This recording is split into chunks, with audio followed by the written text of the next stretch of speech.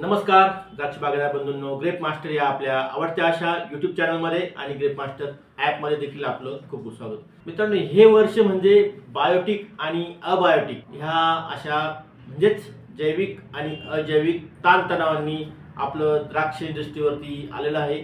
आणि जेव्हा झाडावरती ताणतणाव येतो त्याचा नकळत कळत डायरेक्ट परिणाम हा आपल्या त्या लँड ओनरवरती किंवा त्या बागावरती त्या बागायतदारावरती देखील येत असतो.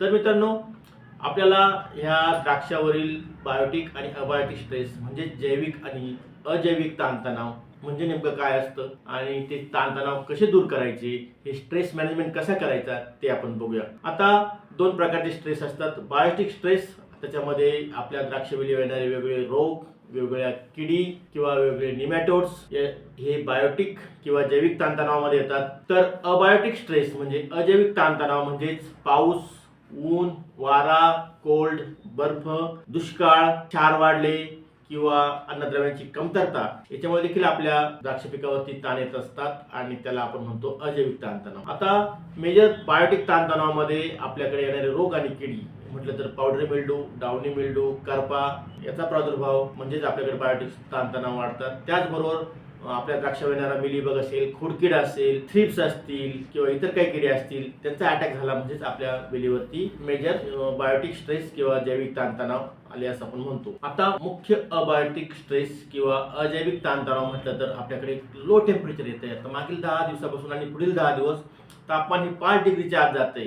सर्वसाधारणपणे 15 ते 20 डिग्रीच्या पुढे तापमान असेल किंवा 12, 13, 15 डिग्रीच्या पुढे तापमान असेल तर ते झाड ते तापमान सहन करू शकतं. अन्यथा 10 डिग्रीच्या आत जर तापमान आलं तर त्याचा विपरीत परिणाम आपल्या द्राक्षवेलीवरती होतो, पानावरती होतो, क्लोरोफिल लॉस होतात, ग्लोइंग पिंगट दिसते, फोटोसिंथेसिस होत नाही, मुळांची वाढ थांबवते, मुळांचा अपटेक कमी होतो. तर अशा पद्धतीचं अबायोटिक स्ट्रेस ह्या लो टेम्परेचरमुळं येतं आहे आणि ह्या वर्षी लोवेस्ट टेम्परेचर जात आहे, अगदी 2-3 डिग्रीपर्यंत जात आहे. आणि त्यामुळं मागे म्हटलं त्या पद्धतीनं बर्फाचा थर येऊन पूर्ण कॅनॉपी खराब होऊ शकते. सनबर्निंग टाईप कोल्ड इंजुरी देखील आपल्या बागेवरती येऊ शकतं.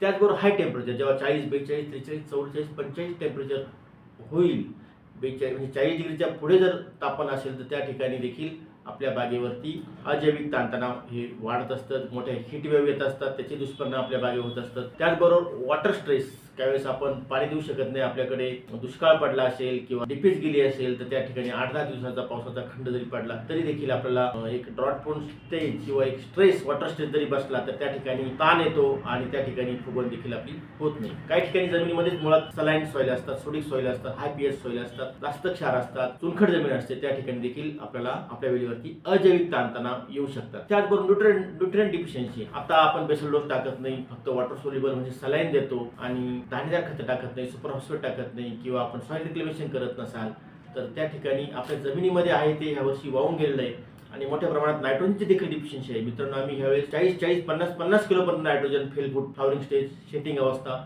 आतापर्यंत दिले. म्हणजेच इतक्या प्रमाणात नायट्रोजनची डिफिशियन्सी देखील आपल्या झाडावर होते. पण ज्यांनी 10-15-20 किलो दिलं असेल तर त्या ठिकाणी ती नायट्रोजनची डिफिशियन्सी ही निघून जाणार नाही. त्यामुळे नायट्रोजन प्रमाणात पोटॅश, फॉस्फरसची डिफिशियन्सी देखील आपल्याला आपल्या झाडात असतील, बागेत असेल तर त्याला देखील आपण म्हणू शकतो की तुमच्याकडे अबायोटिक ताणतणाव आहे. त्याचबरोबर कॅनॉपी आणि कल्चरल मॅनेजमेंटमध्ये आपण प्रॉपर प्रूनिंग वेळेवर नसेल केली तणावापासून आपल्या बागेचं संरक्षण करू शकतो. धन्यवाद.